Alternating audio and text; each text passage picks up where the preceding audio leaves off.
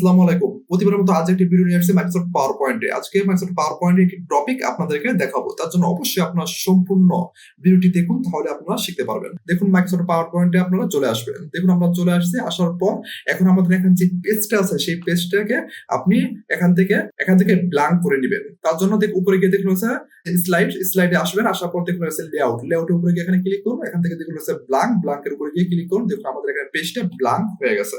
তাহলে এখন আমরা এখানে কি করবো, আমরা যে টপিকটা দেখাবো সেই টপিকটা হলো কিভাবে আপনার মাইক্রোসফট পাওয়ার পয়েন্টের থিম ব্যবহার করবেন। এটি থিম নিবেন।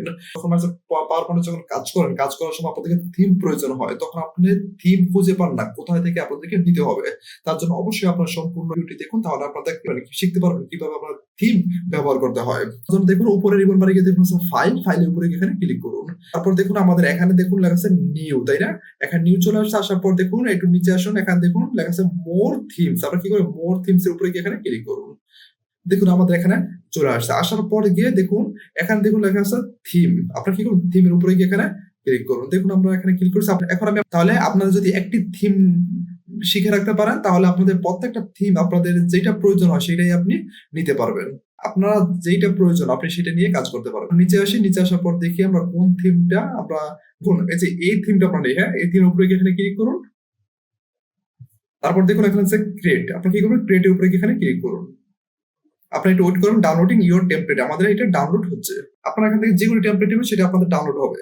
দেখুন আমাদের ডাউনলোড হয়ে গেছে। আপনি এখান থেকে ক্লোজ করে দেন। আমাদের এখান থেকে এটা চলে গেছে। দেখুন আমাদের এখানে থিমটা চলে আসছে। এখানে প্রত্যেকটা থিম আপনি এখানে স্লাইডে দেখতে পারবেন। দেখুন প্রত্যেকটা থিম আপনি এখানে দেখতে পারবেন। আপনাদের যদি একটা থিম প্রয়োজন হয় আপনি একটা থিম রাখবেন, আর যদি এই সবগুলো থিম আপনাদের দরকার হয় তাহলে আপনি সবগুলো থিম আপনি রেখে আপনি কাজ করতে পারেন। এখন আপনারা কি করবেন, এখন আপনাদের যদি চেঞ্জ করতে হয়, আপনাদের যে থিমগুলো সেই থিমগুলো যদি টেক্সট পিকচার যেগুলো আপনাদের চেঞ্জ করতে হয়, আপনি চাইলে আপনি চেঞ্জ করে নিতে পারেন। দেখুন এই যে আমরা এখান থেকে এইভাবে আমরা সেই পিকচারটা এক জায়গা থেকে যেখানে ইচ্ছে সেখানে আপনি থিম রাখতে পারেন। এখান দেখুন টেক্সট আছে, আপনি চাইলে এখান থেকে টেক্সট ব্যবহার করতে পারেন। আপনার নাম এখানে দিতে পারেন। দেখুন এখানে প্রত্যেকটা থিম আছে, আপনি চাইলে এখান থেকে থিম ব্যবহার করতে পারেন। দেখুন ঠিক একইভাবে এখানে যা আছে সবকিছু আপনি চেঞ্জ করতে পারেন। পিকচার উপরে গিয়ে ক্লিক করুন। দেখুন উপরে দেখে নিয়েছে পিকচার ফরম্যাট, উপরে গিয়ে ক্লিক করুন। এখানে প্রত্যেকটা ফরম্যাটে পিকচার স্টাইল আছে, আপনি চাইলে পিকচার স্টাইলটা আপনি চেঞ্জ করতে পারেন। দেখুন আমাদের এখানে পিকচার স্টাইলটা চেঞ্জ হচ্ছে, আপনি সেগুলো দেখতে পারবেন। আপনাদের যেটা প্রয়োজন আপনি সেটা এখানে দিতে পারেন। এইভাবে আপনি কি করতে পারেন, এইভাবে আপনি ব্যবহার করতে পারেন। তার জন্য প্রত্যেকটা কাজ আপনি দেখে রাখবেন কিভাবে কাজ করতে হয়।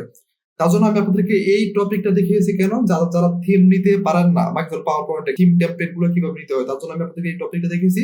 আপনারা সহজেই এইভাবে থিম নিয়ে কাজ করতে পারেন। কাজ আপনারা শিখতে পারবেন, বুঝতে পারবেন যে কাজ আপনারা কোথাও পাবেন না সেই কাজ আপনারা এখানে পেয়ে যাবেন। তো চ্যানেলটি সাবস্ক্রাইব করে রাখবেন, তার সাথে একটা লাইক, একটি কমেন্টস করবেন। আবার দেখা পরবর্তী ভিডিওতে।